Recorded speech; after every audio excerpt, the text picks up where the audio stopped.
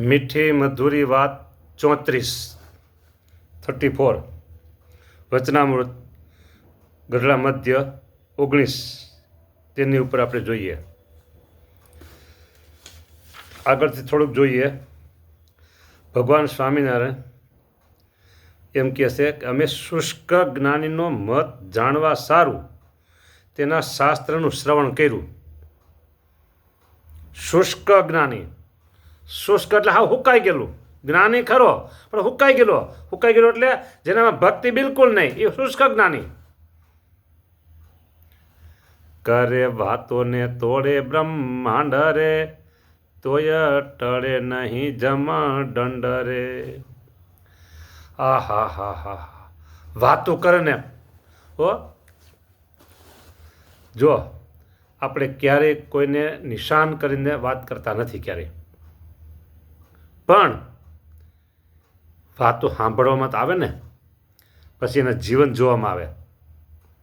એની વાતો સાંભળવામાં આવે, એના જીવન જોવામાં આવે, કારણ કે 50 વર્ષનો અનુભવ છે. કરે વાતોને તોડે બ્રહ્માંડ રે, તોય નવ ટળે જમા દંડ રે. નો ટળે એટલે કેવળ જે એવા જ્ઞાની થઈ ગયા કે જેના જીવનમાં ભક્તિનો લેશ ન હોય. ભક્તિ છે ને ચિકાસ છે, ભક્તિ છે ને ભવ જડતરવાનું મોટું સાધન છે. ઉપાસના અને ભક્તિ બે એક સિક્કાની બે બાજુ છે. એટલે મહારાજ કે આ શુષ્ક જ્ઞાની છે કેવા, એ જાણવા સારું તેના શાસ્ત્રનું થોડુંક શ્રવણ કર્યું, વાંચ્યું, સાંભળ્યું. તે શ્રવણ માત્ર કરીને જ મહારાજ કે અમારા અંતરમાં આવો ઉદ્વેગ થઈ આવ્યો. કેમ છે? ઓહો, એ શુષ્ક વેદાંત શાસ્ત્રને શ્રવણ કરીને જીવની બુદ્ધિમાંથી ભગવાનની ઉપાસનાનું ખંડન થઈ જાય છે. બોલો,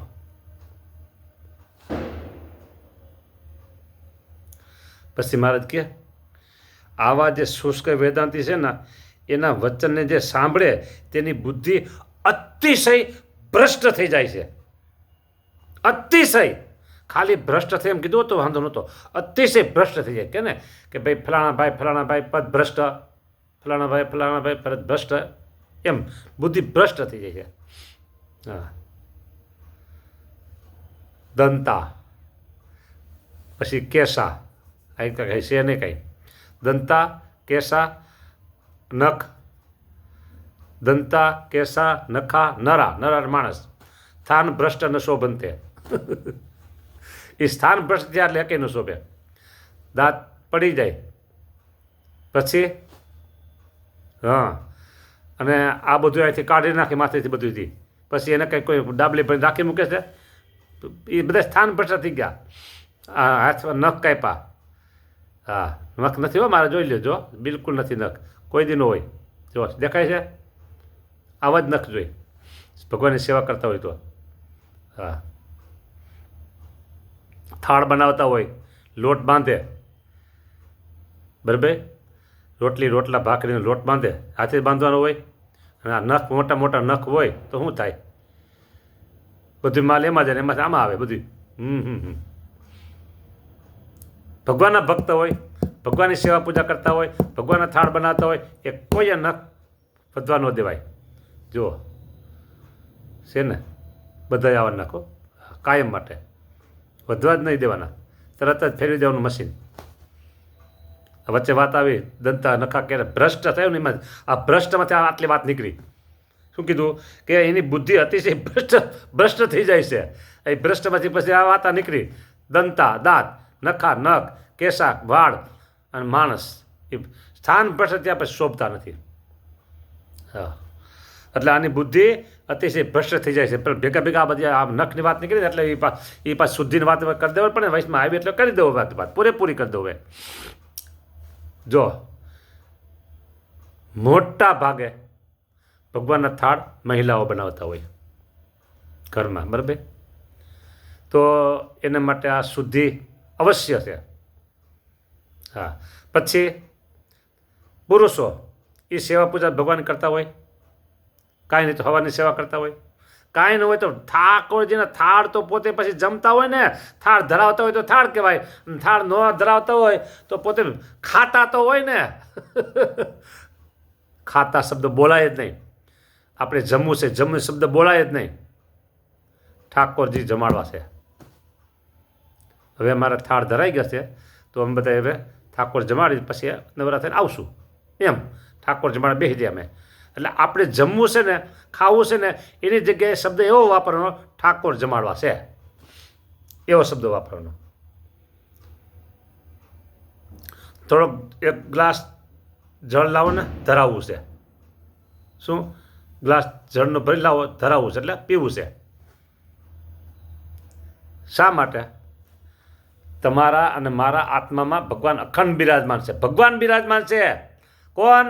ભગવાન બિરાજમાન છે. આપણે એને પાણી પાઈએ છીએ, આપણે એને જમાડીએ છીએ, આપણે જમવાનું નથી. હા, જો ગામડામાં ખેડૂત લોકો પાણીના ધોરિયા કર્યા હોય અને ધોરિયાને કાંઠે ઘણી વખત કાંઈક ને કંઈક વાવ્યું હોય, બરાબર. પછી શેરડી વાવ્યું હોય. આજ તો શેરડીના જલસા છે. જો આજ તો શેરડી ઘણી બધી આવી છે. હા, શેરડીના વાળ વાવ્યો હોય અને પછવાડે એરડી વાવ્યો હોય, એરંડા વાવ્યા હોય, વાલોડ વાવ્યું હોય, વાલ વાવ્યા હોય, વેલા બધા ને એ તુરિયા, ગલકા, દૂધિયા બધું વાવ્યું હોય. ખેડૂત લોકો છે ને નાખી દે જમીન, સ્પેશિયલ પાણી કંઈ પાવાની જરૂર ન રહે ને પી જાય બધું. પણ મશીન કયો, મોટર કયો, કોષ કયો, કોષ તો વહી ગયા હવે. આ સેવકે કોષ પણ ચલાવ્યા છે. હા, એમ ભૂલી જતા નહીં તમે. પ્રસંગે વાત ભેગી કરતા જાય એટલે થોડુંક તમને હરવું રહીએ. હા, બરાબર.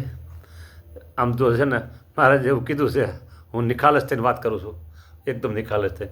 મહારાજે કીધું આ સાથળમાં ખાપો વાગ્યો છે ને, એ ખાપો જોઈએ છે ને એટલે ખાપા તલાવડી, છપૈયા બધું સાંભળી આવે છે અમને કહે. પછી કે સાધુને પૂછ્યું, તમને કોઈ ન સાંભળતું હોય તો કયો, કે મને નથી સાંભળતું એમ. રાજે કંઈ ન બોલે તો કે નરનારના હમશે કે, એમાં નરનાર દેવનો વારો નીકળો, એના હમશે કે ન બોલે તો કે. બધે બોલાય છે બધે, હું બોલે ખબર નહીં કાંઈ. પણ હું તો આવું ક્યારેક આવે ને એટલે સાંભળી આવે બધું. આ હું પણ સાંભળી આવે પણ એ કંઈ વાસનામય નથી. હા, એ ધ્યાન રાખજો. આસક્તિ હોય તો વાસના કહેવાય. આ તો સેજે સાંભળ્યું તો વાત કરી દઈ બસ. હા, હવે 50 વર્ષમાં અહીંયા થોડીક આસક્તિ જવાના છે એ પાછો કંઈ. હા, કેટલાને મુકાવવાની છે વાત. હવે તો કેટલાને આસક્તિ મુકાવવાની વાત છે હવે તો. હા, એટલે કોષ હાકેલા છે, મશીન હાકેલા છે, મોટર હાકેલી છે, બરાબર. હવે વાત એમ છે કે આ બધા પાય ને એટલે પાણી એની મેળે વચ્ચે પી જાય. પાવી છે શેરડી, પણ એરડી એની મેળે પી જાય. પછી રસ્તામાં ધોરિયામાં જે પાણી આવતું હોય ત્યાં કંઈક વાવ્યું હોય, ફૂલ છે, આ છે, તે છે, રીંગણી, મરચી બધું છોડવા વાવી દે ખેડૂત, સમજ્યા ને, તો એ પાણીને મેળે પી જાય. પેશરીને પાડવા માટે મશીન ન ચડાય. એમ સાંભળો. હવે આ બધી લાંબી વાત કરીને મારા કેવું છે, મુદ્દો આ કેવો છે, આપણે અહીંયા આપણા આત્મામાં બિરાજમાન, આપણા ઈષ્ટદેવ સ્વામિનારાયણ ભગવાન બિરાજમાન છે, એ અખંડ બિરાજમાન છે. એટલે પાણી આપણે એને પાવાનું છે, જમાડવા છે ને, અને ઓટોમેટિક આપણે જમી લઈએ, ઓટોમેટિક આપણે પાણી પીવાઈ જાય. આપણે જમાડવાના કોને? ભગવાનને. પાણી કોને ધરાવવાનું? ભગવાનને. એટલે શું કહેવાનું? જળ ધરાવી દઉં. પછી શું કહેવાનું? ઠાકોર જમાડી દઉં, બરાબર. હા, અને આપણે જમાડીએ ભગવાનને અને ઓટોમેટિક આપણે બધું પૂરું થઈ જાય. કેવી મીઠી મધુરી વાત. એટલે વાતનું નામ પાડ્યું છે, મીઠી મધુરી વાત એટલે નામ પાડ્યું છે. હા, મારે બધી વાત કરી છે બધી. આમાં આ સમય પૂરો થઈ ગયો, 9 મિનિટ તો થઈ ગઈ.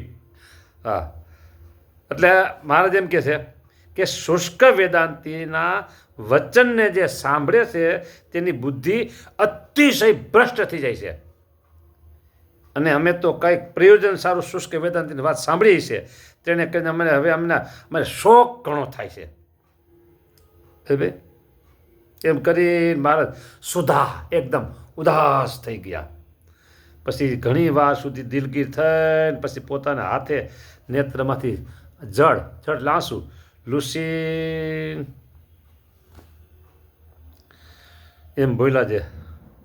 પછીની વાત થઈ ગઈ. ભગવદ્ ગીતા ઉપર ભાષ્ય કર્યું છે, રામાનુજ ભાષ્ય, મુક્તાનંદ સ્વામીના કીર્તનના બધા કીર્તન બધી વાત થઈ ગઈ છે આપણે, એટલે અહીંયા આટલી જ વાત કરવાની છે કે મહારાજે કંઈક જાણવા માટે આ કથા સાંભળી કે વાંચી કોઈની શુષ્ક વેદાંતિની, એટલે જેનામાં ભક્તિ ન હોય, હું તમને ચોક્કસપણે કહું છું, વચ્ચે છે ને વચ્ચે હું નામ નહીં લઉં, એક ભાઈ હતા સુરતમાં, અને કથા વાર્તાનું બહુ ખંડન કરે, બહુ ખંડન કરે. 10 દી 8 દી 5 દી તમે કથા સાંભળો, બેહો છો, હીરા ઘસો તો પૈસા આવશે, કથામાં શું જવું શકે, બહુ ખંડન કરતા. હા, હવે એ ભાઈ માર્ગ બદલ્યો છે એટલે એ ખંડન નથી કરતા, હવે ભાજપના મૂળિયા ઉખાડા છે. ભાજપના મૂળિયા ઉખાડવા તૈયાર થયા છે ભાઈ. હવે આવાની ક્યાંક વાત સાંભળી લીધી હોય ને તો આપણે એમ થઈ જાય કે હા વાત સાચી છો, 5 દી સુધી કામ કર્યું તો રોજના 200 રૂપિયા થાય, 5 દિન 1000 રૂપિયા મળી જાય. અહીંયા હાવ ખોટું બેહવું, આ બધા શુષ્ક વેદાંતિ કહેવાય. એ બહારના શુષ્ક વેદાંતિ, બરાબર, એ તો રાજકારણી છે, એને તો ગમે તેમ કરીને પોતાનું કામ કાઢવાનું હોય. હા, એ ખેડૂત એમ માને કે અમારું બહુ સારું કરે છે, એ ભૂલી જાજો, એ ભૂલી જાજો તમે. ખેડૂત એમ માનતા હોય કે અમારું સારું કામ કરે છે, એ તો પોતાને આગળ આવવું છે એટલે બધું કરતા હોય. પણ જે જવા દો, વાત એમ છે કે સત્સંગમાં કોઈ એવા ભક્તિ ન હોય જેના જીવનમાં, અને એવી કોઈ કથા વાર્તા કરતા હોય, બહુ વિચાર કરવો પડે. સાંભળો ત્યાં વાંધો નહીં, પણ એમ લાગે કે હવે આ બધું શું છે, હવે આમ છે તેમ છે, ખંડન કરે આપણા નિત્ય નિયમનું કે ભક્તિ વાતનું, ભક્તિ વાતનું, વિધિ વિધાનનું ખંડન કરે તો સમજી લઉં કે આ ભાઈ હુકાઈ ગયેલા ઠૈડા જેવા છે. ઠૈડું એટલે ઝાડવાના ભાઈ ને કાપેલું, હા, એમાં કાંઈ ન નીકળે. હા, હુકાઈ ગયેલા, બરાબર. એટલે એ ભક્તિ ન હોય. મેં તો જોયા છે આવા, હા જોયા છે. ભક્તિ નહીં, બાકી મનોરંજન કરાવે વાતો, કથા વાર્તામાં તમને પાડી દે. હા, ભક્તિ. એક વાત કહી દઉં પછી 12 મિનિટ થઈ ગઈ. જો પરમ આદરણીય, પરમ આદરણીય, 3 વખત કીધું પરમ આદરણીય, સત્સંગ બારની વાત કરું છું. ડોંગરેજી મહારાજ વ્યાસ સ્વરૂપ કહેવાય કે શું કહેવાય, સુખદેવજી સ્વરૂપ, સુખદેવજી સ્વરૂપ વ્યાસ, સુખદેવ સ્વરૂપ ડોંગરેજી મહારાજ. અને બીજા